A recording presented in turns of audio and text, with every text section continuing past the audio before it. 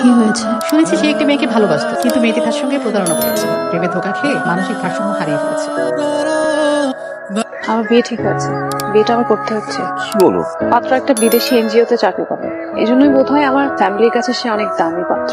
আমি তাকে কখনো দেখিনি, এটা তবু করতে হচ্ছে। না বলে দাও। একটা মিডল ক্লাস ফ্যামিলিতে বাবা মার ডিসিশনটাই আসল ডিসিশন। আমাদের রিলেশন বন্ধুত্ব, অন্য কিছু না। তুই কি রনিকে ভালোবাসিস? জানি না। প্রশ্রয় কেন দিতে গেলি?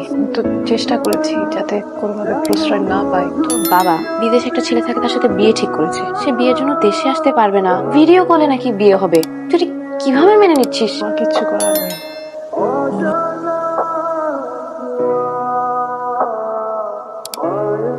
থেকে মেয়েটা সাদা কাপড় পরে ঘুরে। ওর হাজবেন্ড বিদেশে একটা এনজিওতে চাকরি করত, তার মাধ্যমে সে আফ্রিকায় যায় একটা মিশন। সেই মিশনে যেতে আফ্রিকান কিছু জঙ্গি তাকে আটক করেছে। এরপর থেকে সে নিখোঁজ। তুই কখনো মেয়েটা হ্যাপি হতে পারলো না।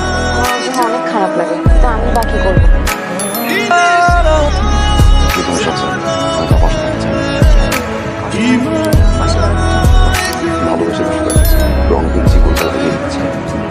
আমি যাওয়ার জন্য আসিনি মিতু।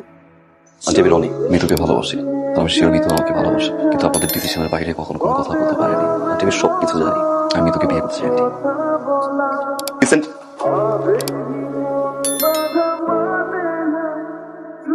মারে এইভাবে তো জীবন চলে না। তুই জীবনটা আবার নতুন করে শুরু কর। তুই তোর নিজের ইচ্ছে মতো জীবনটাকে সাজিয়ে নে। রনি যখন এত করে চাচ্ছে, তুই ওকে বিয়ে করে ফেল। তুমি অনেক স্বার্থপর, যে সুবিধা ছাড়া কিছুই বোঝো না। শোন, রনি যখন চাচ্ছে আমি ওর সাথে তোর বিয়ে দেবো, এটাই আমার শেষ কথা। তুমি এসো, ভেতরে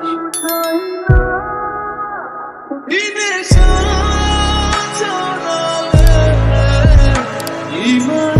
কেমন আছো? আমি জানি তুমি অবাক হচ্ছ। তার থেকে অবাক বিষয় এটা যে আমি এখন বেঁচে আছি। আমি আফ্রিকা যে মিশনে গিয়েছিলাম, ওখান থেকে আমি কিডন্যাপ হয়েছে। আমি যে বেঁচে থাকবো আমি তো ভাবতেই পারি। সবাই ধরে গেছে আমি মরে গেছি। হয়তো তোমরাও এটাই ধরে গেছো, কিন্তু আমি এখনো বেঁচে আছি। বাবা ভিতর চল। ও যখন ফিরে এসেছে তখন রনির ব্যাপারটা ওর সামনে কিছুতেই তুলবি না। তুমিও সবকিছু স্বপ্ন মনে করে ভুলে যাও। আমাকে আসলে তুমি কখনোই পাওয়ার কথা না। সবকিছু ভুলে যাও, আমাদের মধ্যে যা হয়েছিল বা হবার কথা ছিল। পারলে আমাকেও ভুলে যাও। বাস্তবতার কাছে মনে হয় কারো কারো হার মানতে হবে। তুমি আমাকে ক্ষমা করে দিও।